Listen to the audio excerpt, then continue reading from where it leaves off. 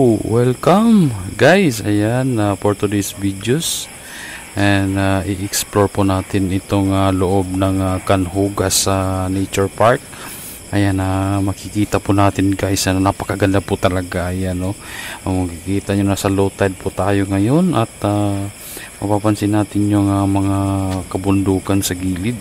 At dahil low tide ay medyo mababaw po yung tubig at nakikita natin na maraming mga natural stone. Ayan, makikita na at mapapansin natin guys.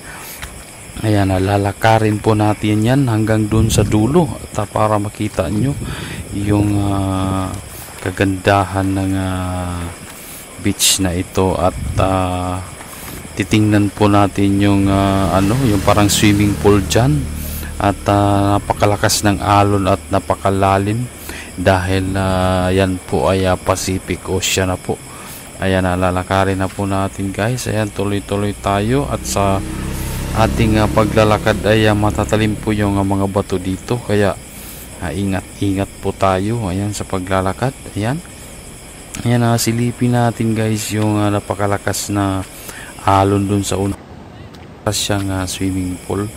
Ayan, napakaganda po tingnan ng mga bato na malalaki dyan. Kita mo guys, ayan, parang mga kuweba siya kung titingnan natin.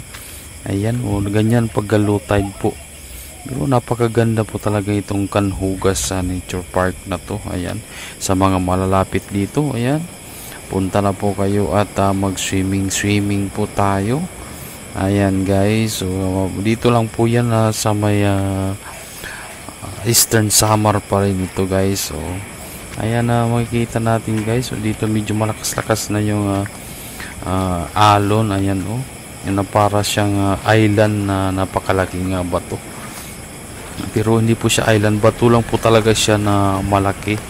Ayan, ayan na po guys, makikita natin na umaapaw na parang swimming pool po.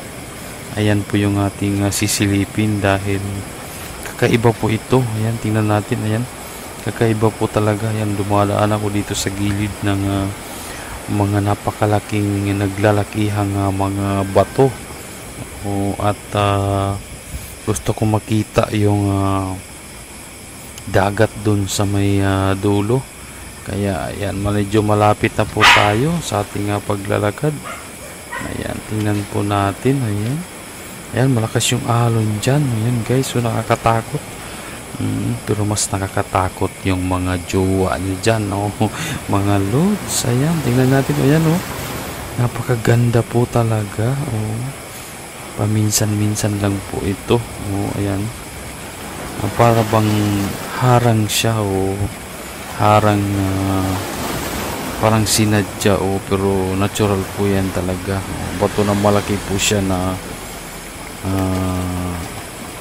pagdating dyan sa kabila ay Pacific Ocean na po yan, napakalalim, nakakatakot po. Ayan, para sa mga kabataan dito, ayan, delikado po rito, kaya huwag kayong mali na area dahil napakadelikado. Ako nga, sinilip ko lang, parang nakakatakot na.